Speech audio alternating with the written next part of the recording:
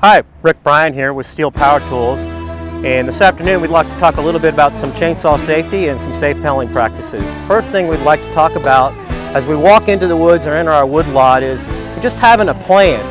I'd like to know where we could call for help, where our first aid kit is, make sure we're not walking into the woods alone. We've got a partner to help us in case there is an accident or injury.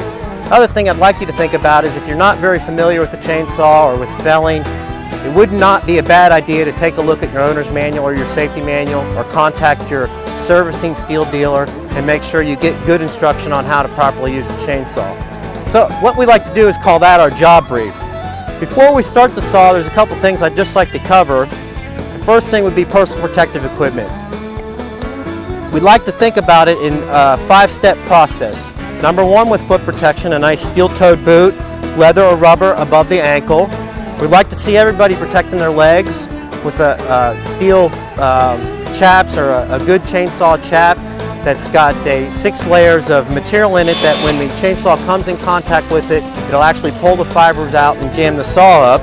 If we're actually going to fell the trees, we obviously want to make sure we're wearing a helmet and have nice head protection here. Do a quick inspection of the helmet, make sure there's no cracks or holes in it, make sure it's in good shape.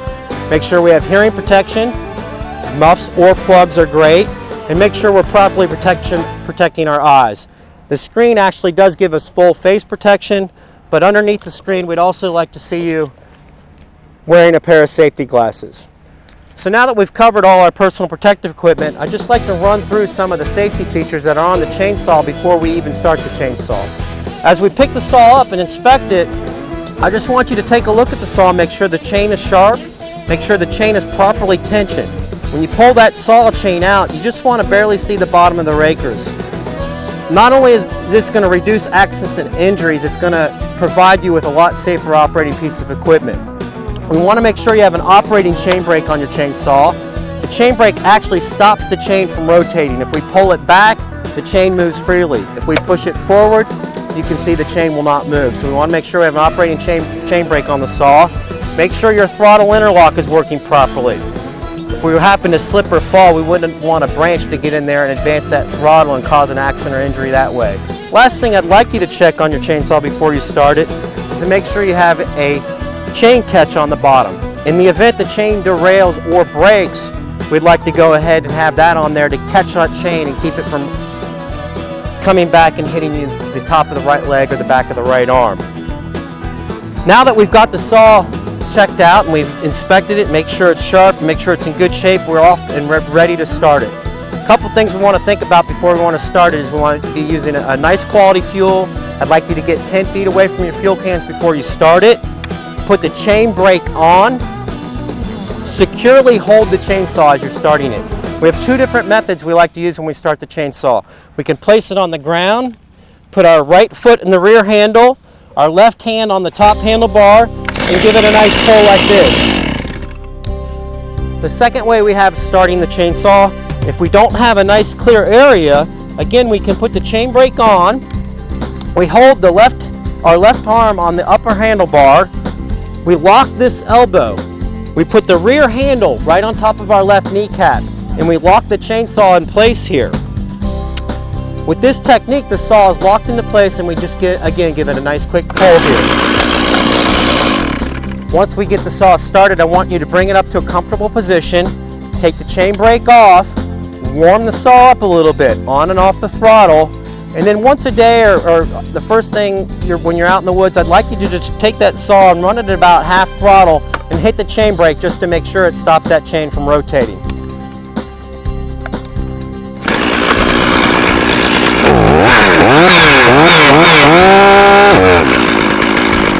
We just want to be absolutely sure that that chain brake is working properly before we head out into the woods.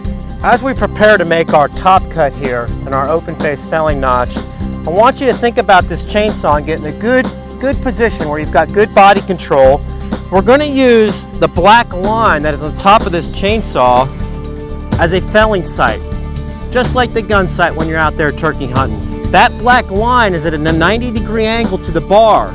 If you lean up against the tree you're felling, looking out over that black line, making the top cut first, you're aiming the tree up or the hinge behind the notch in the direction you want the tree to fall in. So that line plays a key element in how accurate you are in felling your tree. The second thing I want you to think about is when you make this top cut, I want you to look down in the top cut as you make the bottom cut. You'll actually see the chain come right into the cut, and it'll enable you to lift this 70 to 90 degree notch right out of the front of the tree. I'm only going to go 1/5 of the way into the tree, about 20% of the tree. In the old days, we would go almost 1/3 of the way into the tree, and we found that hinge length was not as important. That wood is stronger than you think it is, and you really didn't need to go that deep into the tree in order to be accurate in how you're felling it or in order to wedge the tree. So as we start to saw up, remember I'm using this black line to aim the tree up.